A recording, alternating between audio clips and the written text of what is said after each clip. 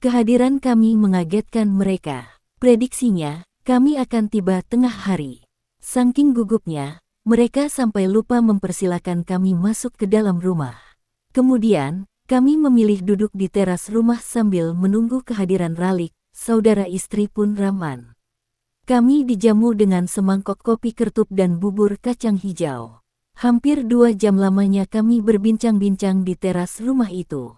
Sampai kepada kesimpulan, bahwa Pun Rahman dan istrinya sebagai sosok terbuka dan moderat dalam urusan adat. Prioritas mereka hanya satu, putrinya bisa segera menikah. Usulan kami selaku telangke sudah disetujui, termasuk waktu pelaksanaan pernikahan. Kami sangat bahagia saat itu. Negosiasi sudah tuntas, dan kami mengambil ancang-ancang untuk pulang. Kalimat-kalimat puitis berisi permohonan izin keluar dengan lancar meluncur dari bibir kami. Bukannya ucapan selamat jalan yang terucap dari bibir-bibir Melah. Dia malah memohon dengan penuh harap agar telangke tidak pulang lebih dahulu. Katanya, model perkawinan putrinya perlu persetujuan dari pihak Ralik sebagai pengawal adat dalam klan mereka.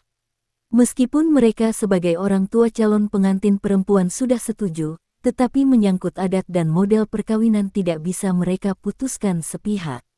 Sepenuhnya wewenang pihak Ralik, kata bibir Melah. Salah seorang dari pihak Ralik yang bisa menentukan hitam atau putih model perkawinan putrinya, dialah Ama Ece. Orang memanggilnya Awan Aji, adik bungsu almarhum Bapak Bibir Melah.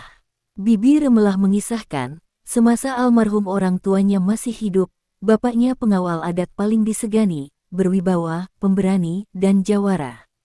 Semua kata dan petuah bapaknya menjadi hukum dan adat dalam klan Bibir Melah. Setelah bapaknya meninggal dunia, pengawal adat beralih kepada Awan Aji, lelaki berjambang dan bertubuh kekar. Diceritakan Bibir Melah, Awan Aji berjualan kain di pasar kota Takengon.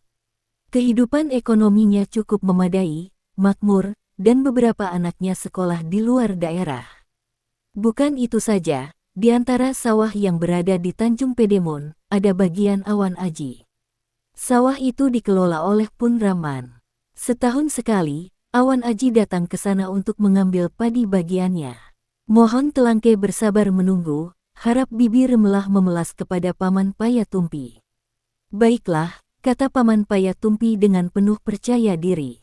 Berizin, berizin, berizin, Bibir Melah sangat lega sambil mengucapkan terima kasih berulang kali. Sama-sama, jawab Paman Payatumpi, dan urung meninggalkan rumah itu. Kemudian mereka duduk kembali di tempat semula. Menjelang tengah hari, terlihat serombongan orang berjalan menuju ke rumah Pun Rahman. Mereka terdiri dari 15 orang lelaki disertai 5 orang perempuan. Semuanya sudah tergolong paruh baya. Di antaranya, terlihat seorang lelaki bertubuh kekar, jambang dan rambutnya sudah memutih. Kepalanya ditutupi lope putih, kopiah haji. Lelaki berjambang itu berjalan di depan. Dari caranya melangkah, kelihatan sebagai seorang jawara, dialah pemimpin rombongan itu.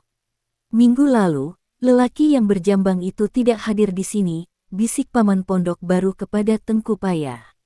Mereka langsung naik ke teras rumah, Pun Rahman dan Bibir Melah sudah menanti di pintu teras. Mereka menunduk memberi hormat, lalu menyalami dan menyiumi tangan lelaki berjambang itu. Kelihatan sekali wibawa lelaki berjambang itu. Paman Payatumpi dan rombongan telangke dengan sedikit memaksa mengikuti cara tuan rumah, menyiumi tangan lelaki tua berambut putih itu. Awan Aji duduk di pojok utara, bersandar pada tiang bersegi 8. Diikuti oleh anggota rombongan lain. Anggota rombongan yang perempuan masuk ke dalam rumah, bergabung dengan Bibir Melah.